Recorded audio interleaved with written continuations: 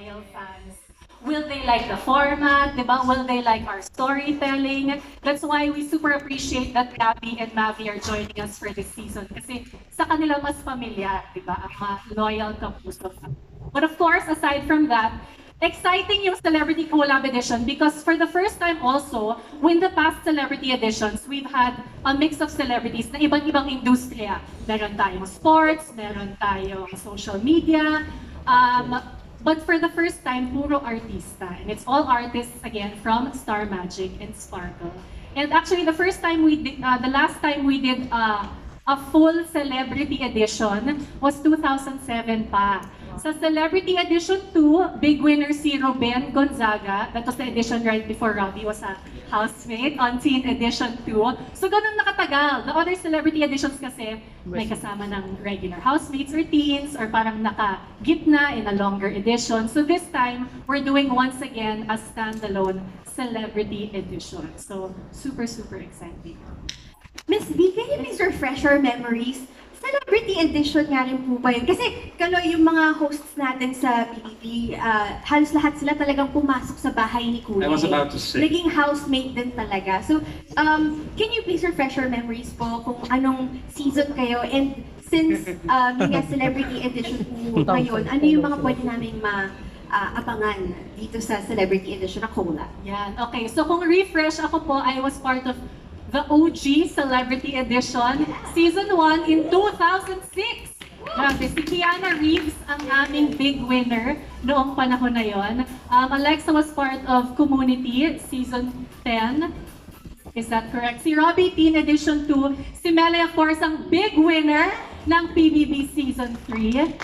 Yan. Si Robbie, sa season, di ba ikaw yung 1980? Ano? Bakit? 1980. Napakasakit. 2008. Oo. 2008. So yeah, like I said, nakakatuwa kasi nga, again, this is the first time na it's all actors, all artistas. And siguro at isipin ng tao, parang masyado namang pare-pareho kung puro artista. Pero ako, I got the privilege of sitting in sa final casting ng mga Sparkle and Star Magic artists. And I say na, for me, sobrang interesting ng season kasi ang dali-dali natin lahat mag-judge, di ba? We see a certain celebrity, oh, ang dali naman yan sumikat, or hindi naman yan talented, or bakit ba yan nandyan? But then when you get to know their stories, grabe din yung pagkakaiba ng pinagdaanan ng bawat isa. And we really cannot judge a celebrity sa kung ano lang yung nakikita natin or napapakita nila sa social media. So they may all have vlogs or be on social media, have Instagram, Facebook, pero iba pa rin pag makita mo sila in a house 24/7, galawang tao. So tao din sila with such colorful stories. So exciting. Thank you very much, Miss B. Now, Gabby and Mavi, since nga nabanggitan natin yung mga hosts, usually nagiging housemates. Or the initiation ay Oo. they have to experience it themselves. Kung ako sila, kakabahan ako kung ako sila. So, anong feelings ngayon now that, you just heard that? Meron bang konting kapaningan na, wait, baka ikulong ako sa bahay ni Kuya? Ay, kinakabahan. No, but kidding aside, I'm also familiar with the tradition na yung mga hosts nga pinapasok sa bahay ni Kuya. So, ako, follower lang ako sa task ni Kuya. Ngayon, ang task ni Kuya sa akin mag-host. Mag-host po ako. Hindi ko lang po alam yung following task. So, Kuya, ikaw na pong bahala sa akin. Yung nalaman mo yan sa Takdang panahon. That is. How about you, Mavi? Ako naman, kami ni Gary been asking so much questions din backstage eh. And siguro sasabihin ko na naka-ready na yung luggage ko eh. Naka-ready na yung bag ko eh. Sigurado ka dyan. Willing ba? Willing? Ready na. Naantay ko lang yung boss ni Kuya na, Mavi, papasok na yung bahay ni Kuya. Ngayon pa lang. Pero yeah, I'm excited. Pero at the same time, nakakaba din. Pero they say naman, parang retreat lang. So, that's what they say. Parang retreat lang. So, I look forward to that, retreat. Huwag ka papabudol, Mavi. That's what they say. Again, that's what they say. May quote si Melay para dyan eh. Be careful what you wish. Yun. Alam pagbabanta. Practice ready, One safe thing. man. Oh, That's right. To be fair, parang game naman po silang pareho. Palaban ng ating mga bagong hosts ng They PBB. should be, of course. And I guess, And before anything else, I mean, sila ay mag-enjoy naman kapag pasok nila doon, di ba? Well, moving forward, para naman to again kay Gabby, na isa sa mga bagong bahagi this season. What are your hosting tasks so far? And paano ka nagpe-prepare for this? My hosting tasks for PBB, I'll be part of the PBB updates. That's every day, Mondays to Fridays. We have 3 minutes ng umaga at ng hapon. I'm also gonna be part of some of the prime time from Mondays to Fridays. Also the weekend shows, I'll also be part of that. So super exciting. Mabigat na task, but I'm very game. And I'm looking forward to learn from my co-hosts. And how do I prepare? I've been watching the past season so far, oo. Pinag-aaralan ko din siya, and dami ding mga nagtatag sa akin on TikTok, ng mga hostings nila Ate Bianca, nila Robbie, and of course, Sabi ko, wala ako, hindi mo kasama. hindi, teka lang. Siyempre, yung pinaka-masterclass ko, from the big winner of all the big winners. Char lang, kami na lang. And syempre, di ba, kailangan natin ng touch of Gen Z from Alexa. Ayun. So, got you. Oo. And I'm a student of Tito Boy, so I've been talking to him constantly. Actually, we had a phone call the other night. He's been telling me to go to him na so we can study the materials, and he also told me na Bianca is also my student, so if you have anything, you have any problems, or you have any questions, I can go to her daw. So Ate Bianca, alam mo na, I got you, mamukulit ako sa iyo. Ayun. We'll learn from the best, ika nga, no? And well, Yes. speaking of, pagkukulitin mo in the future si Miss Bianca, have you had any chance na makapag-sit in with one of them, one-on-one, getting tips and yung mga ways on how to host for PBB from the Yeah. kapamilya host? Well, actually, every time we see each other, I always ask tons of questions. Kung paano ba sila, kung paano yung kalakaran, I always ask, how's the schedule? Kalakaran talaga. So how do you guys do it? Do you have any tips for me? And they've been very generous with all the information, all the knowledge, and they've been really good friends. So I'm excited to learn more. Exciting for everybody. Oh, we can't wait to see you also sa PBB very soon, Gabby. Okay, and now, dito naman tayo sa Palaban. Palaban na Robbie Domingo. Oh. The NBI boy. Context daw, oo. Oh, talagang ako, sinabi ko lang Palaban. Si Ma'am Chimels ang Bigyan direct ng to the point. context, oo. Oo, direct to the point. Pero, Robbie, yun na nga, no? Medyo connected doon yung tanong ko sa'yo tungkol sa social media, virality. Kasi last season, nakita talaga natin yon. We saw how TikTok and online clips played a huge role in the show's popularity with so many moments going viral. Diba? Kinukuha ng mga fans yung mga clips, tapos screen yun grabbing. viral. Parang ang dami tuloy naging involved at talagang invested lalo sa kwento ng mga housemates. So this season ba, do you think this season's housemates will be more conscious of that? Or do you think they will let their natural selves shine despite the online pressure? Parang ano sa tingin mo yung magiging challenge nito? I think pag sinabing celebrity, ano na agad eh, ingrained na sa kanya yung defense systems, yung mechanism na you have to be prepared, especially when you go online, di ba? Daming mga unnecessary comments, mga trolls. So, ang celebrity, especially last season, I'm sure ngayon sa comment section, hinahanap nila, nasan si Fiang? Sigurado ako, nasan si Fiang? Sino pa ba makakasagot niyan? Hanggang oo. Everyone is looking for her. Nag-rehearse kanina, nakita namin. Yes. For a different program naman. Pero, yun, being viral is a good thing, pero may mga repercussions din siya. Siyempre, ano yung repercussions? Ewan ko sa ikaw sabi dyan. May mga effects siya. So, last season yung first na Parang first stern warning. yes, actually every week nagpapaalala kami na be kind sa social media kasi grabe na yung mga threats talaga na nare-receive ng mga housemates and their families are involved as well. Kaya grabe kami sa pag-prepare ng mga sarili namin. I'm sure for this season, especially celebrities, handa sila. But at the same time, yung mga celebrities, gumagawa ng social media para ipakita yung kakaibang side nila. diba? Na marunong din ako magluto. Ito rin yung mga hobbies ko. Tao rin ako. Tulad ng sinabi ni Ate Bianca, at the end of the day, celebrities are people as well, just like you and me. Just like everyone else. Kaya makikita nila yung different side of all the celebrities from Sparkle and from Star Magic na papasok sa loob ng bahay.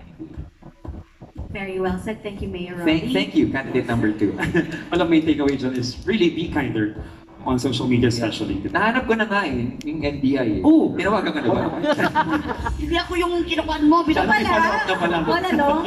Pero reminders din ito kay Mavi and kay Gabi because pati mga host din, pinipressure din ng mga Yeah. mga Thank you, usher. Mavi, for that reminder. Yes, be ready lang kayo. Kasi talagang grabe talaga sila. Magpapa-NBI na rin kayo.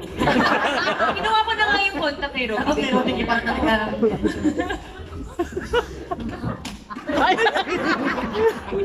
Ganyan talaga, kwento ko talaga na totoong buhay. no? Mainit We ba? see that, May no? electric pan sila. Right here sa stage. Sabi naman kasi tahimik dito para naman tayo Pero with that, Juan Belay, the next question is for you. Ito, meron ka ba dyang share na update sa mga new celebrity housemates ni Kuya this season? And also, ano yung criteria sa pagpili sa kanila? Ano yun? Actually, ang criteria for judging is talagang grabe. Talagang this season, grabe talaga ang mga percentage. Kasi syempre, kapuso at kapamilya pinag-isto. Grabe ang pressure ng ating mga celebrity. Ngayon, marami na nga akong nalaman ngayon eh. Ano, sasabihin ko na? Ay, hindi ko pwede. Para mawala That ako is sa, for another- mawala ako sa opening ng Sa tamang panahon na po. Ay, basta meron akong nalaman, ay, parang may mga, God, pwede bang sabihin? Sige. May mga, syempre celebrity to, di ba? May mga vlogger. Okay, ay mga marites dyan, nakaready na talaga, okay, parang ako ang may mali dito ha. May vlogger, may mga gumagawa ng teleserye ngayon. Ako mga celebrity pala sila, no? Basta ito lang ang masasabi ko, gumagala pa rin sa kayo, mag-ingat kayo. Hindi, Virus pala. Hindi, okay, kasi after this, ilang days na lang, iko-quarantine na sila. Kung baga, ikukulong na sila sa hotel. In preparation. Sa hotel arrest na muna sila in preparation para magkaroon sila ng mood na papasok talaga sila sa loob ng bahay ni Kuya. And the criteria is syempre, yung talagang maraming series of tests. May test sa DepEd. May test sa test 20. May test sila na ginawa sa medical test. May medical test para sure talaga na hindi ka magkakasakit sa loob ng bahay ni Kuya. Kaya sayang bayak pagpasok mo. And may psychological test. Kasi ako may muntik akong kumanda. So, yun lang talaga. So, yun naman ang awan. And talagang na-surprise na yun ng lahat. Ngayon, waiting na lang sila for their hotel arrest. Tama naman. Ano Yung may naiintindihan kayo? Ito nga, habang nagsasalita si Ma'am Shimels, bumulong sa akin si Kuloy, hindi ko sure kung seryoso pa siya. Kaloy, seryoso lagi si Ma'am Shimels. Sabi ko, filter ko ba dapat yung sagot niya kung ano yung pipick up ko doon? But yeah. Very well said, Conky Melay. Pero may follow-up question pa ako regarding that. So, you've known some of our celebrity housemates dito sa season na to. Kamusta yung mga dynamics ng personalities nila? Would you think they will jive together? Or mas in the first week pa lang magkaka-clash na? For that question, Kaloy can have 1-5. By the way, to the media and everyone here, this is the second time I've heard 1-5 today. After stepping foot inside the Kapamilya boundaries. Narinig ko siya 1-5 kanina sa dressing room and then now here from you. Very sorry. Sinabi ko si Stefan, Gimit kasi kami rin. Panggas lang talaga. Hindi, the dynamics. Siguro, ano ba yung tanong na yun? Kamusta ba yung will Hindi, date sa loob na? talaga ng bahay ni Kuya, marami talagang pinipili si Kuya ng mga different kinds of people. Basta people ha, hindi talaga tayo pwedeng magwa dyan. So, meron tayong mga seryoso, meron tayong mga parang maloko, kagaya ko, and meron din tayong mga parang, sa studios, kagaya ni Robin. So, studios. kasi mas stud siya.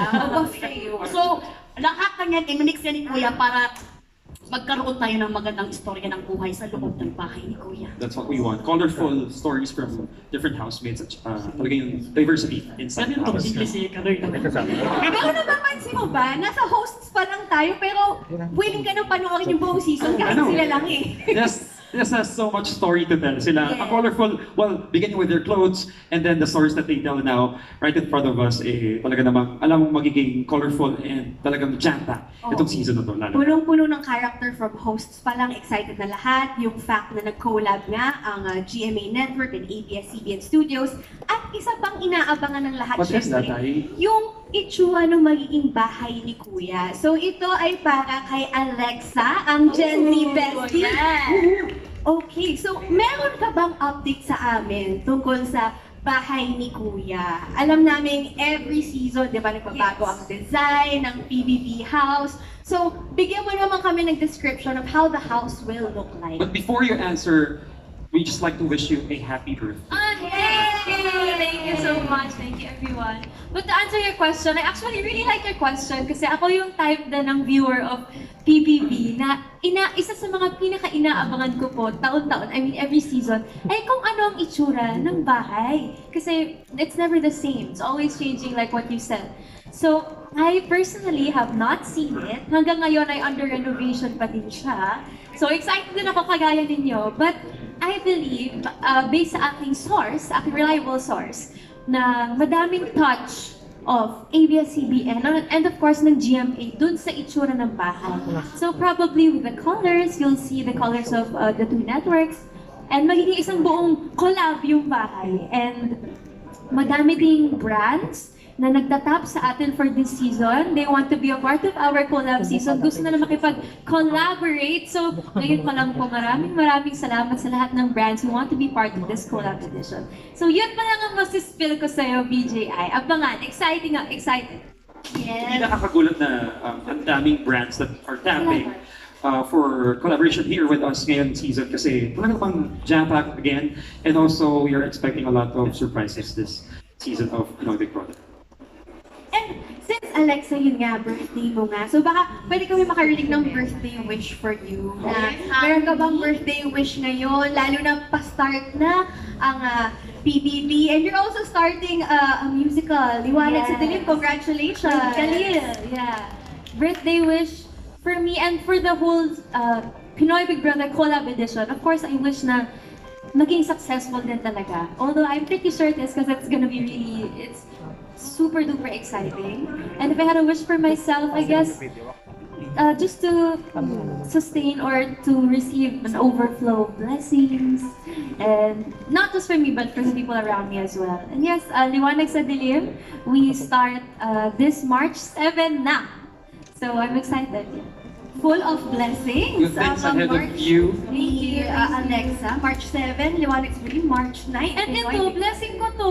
Yes. To still be part of this. So I'm very happy. Kuya, thank you po. Congratulations, Alexa. All right, moving forward, we have Mavi, one of the newest hosts. He'll be one of the hosts of the official online tambayan ni Kuya kasama si Alexa. Can you tell us more about it, kung ano yung nangyayari doon, and what should fans expect from your online tambayan, lalo na about sa mga updates para sa mga housemates natin sa loob ng bahay ni Kuya? Siyempre, first of all, it's an honor to be an online host together with Architect Alexa. Kasi parang alam niya yung structure ng bahay ni Kuya eh. Na every Ganun pa season, host, may- dapat inaaral. galing. Char-char lang. Bilang architect. Pero syempre, kami ni Alexa, kami nang bahala sa online. Kasi syempre, PBB has so much fans eh. So we want to get the best of both worlds. Yung mga good comments and of course, di maiwasan yung bad comments din. And of course, we just want to give our pointers din to help our housemates and of course, direct a certain attention for the audience, no, for the people watching PBB, and to create an atmosphere, a healthy one. We'll try our best, kami ni Alexa, to create a healthy environment for our housemates and of course the hosts, and at the same time, yung mga viewers din. So I'm really excited and looking forward to that, kami ni Alexa, yung sa online gig naman. So that's tuwing mga commercial break, and then we're gonna see the comments, babasahin namin, we're gonna talk about it, kung ano may nangyari sa bahay ni Kuya that week. So yeah, I'm looking forward to it. I'm really looking forward to it. Keywords dyan. Grabe yung healthy palakpak ni Nela, yo. environment. O, anong sabi ni Mavi? sobrang proud sa iyo. Maraming salamat, Mavi. Salamat, Mavi. And for sure, with you guys, Gabby and Navi, joining the PBB season this year, talaga namang mas ma-educate natin yung mga kapamilya because of viewers natin. Whether it's on TV or sa social media.